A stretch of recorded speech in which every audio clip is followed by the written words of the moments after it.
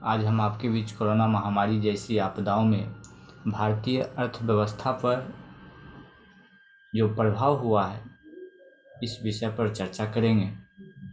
पिछले 1 साल से ज़्यादा वक्त से चल रही कोरोना महामारी जैसी आपदा ने भारतीय अर्थव्यवस्था को बुरी तरह नुकसान पहुंचाया है। महामारी से जो देश सबसे ज़्यादा प्रभावित हुआ है उनमें तो भारत है ही। जिन देशों की अर्थव्यवस्था का सबसे ज़्यादा नुकसान पहुंचा है उनमें भी भारत का नंबर बहुत ही ऊपर है। ऐसे में कोरोना नियंत्रण के साथ यह सवाल भी महत्वपूर्ण हो जाता है कि अर्थव्यवस्था को कैसे संभाला जाए। सीआईआई के अध्यक्ष और कोटक महिंद्रा बैंक के प्रमुख उदय कोटक साहब ने अपने एक इंटरव्यू में बहुत ही अच्छी बातें बोली जो कि मैं आपके सामने रख रहा हूँ। मुझे उम्मीद है कि ये देश के और सारे इकोनॉमिस्ट और उद्योगपतियों को भी इस बात से सहमत होने पड़ेंगे, और यदि आप भी अर्थशास्त्र के क्षेत्र में रुचि रखते हैं तो आपको भी ये अच्छी लगेगी। कोटक साहब ने मुख्यतः 2 मुद्दों पर बात की। पहला मुद्दा ये था कि अर्थव्यवस्था की तरक्की इस बात पर निर्भर करती है कि हम कोरोना महामारी से निपटने के लिए जो रणनीति बना रहे हैं वह रणनीति पहला ये होनी चाहिए कि जो लगभग 15 करोड़ लोगों को टीका अगस्त तक मिल जानी चाहिए, उन्हें इंजेक्शन लगा देनी चाहिए।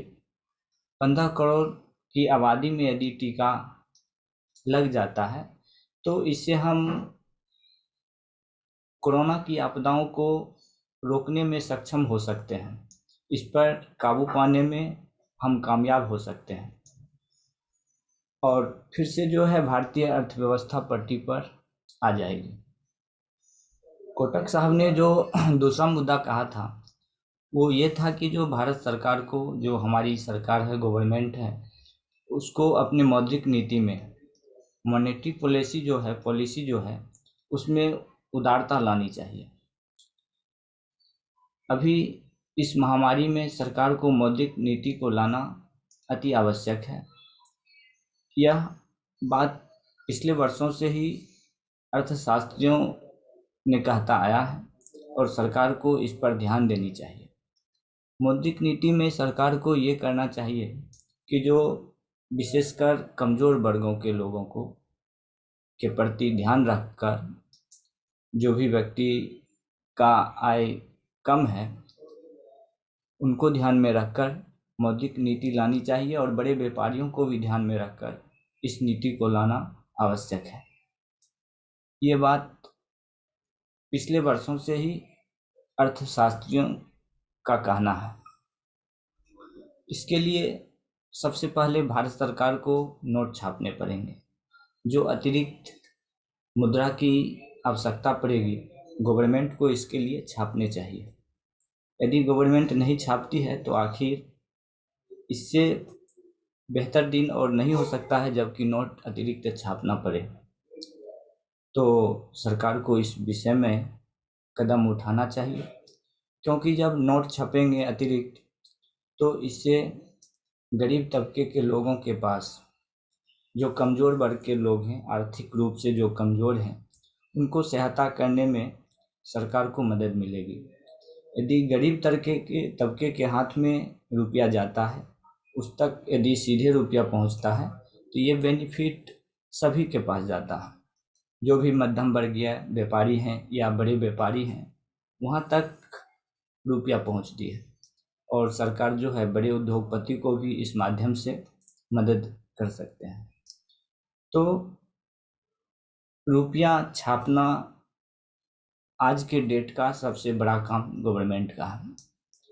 इससे क्या होगा, गरीब लोग के पास यदि रुपया जाता है तो ये मध्यम वर्गीय व्यापारी के पास अपने रुपये को लगाएंगे या जो भी सामान खरीदें, मार्केट में जाकर जो भी कुछ खरीदें तो हाथ में रुपया रहेगा तभी जाकर वो खरीदेंगे।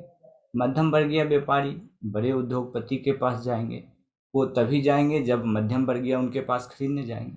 तो सरकार को इस पॉलिसी को लाना अति आवश्यक है।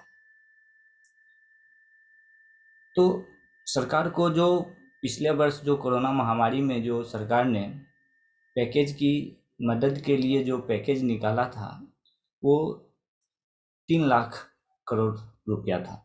सरकार को इस महामारी में जो दूसरी लहर कोरोना की है इसे बढ़ाकर लगभग 5 लाख करोड़ कर देनी चाहिए। बेंगलोर के एक अजीम प्रेमजी फाउंडेशन का जो अध्ययन है उसके सर्वे में यह बताया गया है कि पिछले महामारी में जब पिछले वर्ष 2020 में कोरोना आया था तो उस समय लगभग 23 करोड़ लोग गरीबी रेखा के नीचे चले गए थे। आज जब कोरोना की दूसरी लहर है तो स्वाभाविक है कि गरीबी रेखा के नीचे वाले लोगों का संख्या बहुत ही मात्रा में बढ़ने की उम्मीद है। इस मद्देनज़र को ध्यान में रखते हुए इस गरीबी रेखा के नीचे में जाने वाले तबके को ध्यान में रखते हुए और सबसे बड़ा कारण है कि गरीब लोगों का नौकरी भी जाना इसमें लगभग तय है। आय की कमी होगी, काम धंधे बंद हो जाएंगे। इसका सीधा असर जो है सभी क्षेत्र पर पड़ना तय है, मध्यम वर्गीय हो या कमज़ोर वर्गीय हो। इससे लोगों का तकलीफ बढ़ेगा। आर्थिक तंगी और असुरक्षा के चलते इनकी खर्ची करने की क्षमता कम होगी, जिसके फलस्वरूप अर्थव्यवस्था की गति धीमी होगी। इसकी बेहतरी का रास्ता कठिन हो गया है। यह एक ऐसा चक्र है जो तभी टूटेगा जब लोगों के हाथों में पैसा आएगा, उनकी खर्चे करने की हैसियत बढ़ेगी और आत्मविश्वास भी बढ़ेगा। अब तक भारत सरकार का रवैया अर्थव्यवस्था में बहुत सावधानी भरा रहा। सरकार ने जो आर्थिक पैकेज घोषित किए थे उनमें ज़्यादातर बजट घोषणाओं की रीपैकेजिंग और कर्ज की योजना ही थी। लेकिन कर्ज लेने का उत्साह तो तभी होगा जब व्यक्ति को यह लगेगा कि हम कर्ज लेने के बाद फलेंगे फूलेंगे या कोई रोजगार करेंगे, तभी कोई आदमी कर्ज लेता है। फिलहाल तो स्थिति यह है कि लोगों को सहायता की ज़रूरत है। यदि सरकार इस दिशा में विचार करना शुरू करे तो लोगों को राहत मिलेगी और इस साल के अंत तक अर्थशास्त्रियों का उम्मीद है कि देश की अर्थव्यवस्था में उम्मीद दिख सकती है। धन्यवाद। Thank you.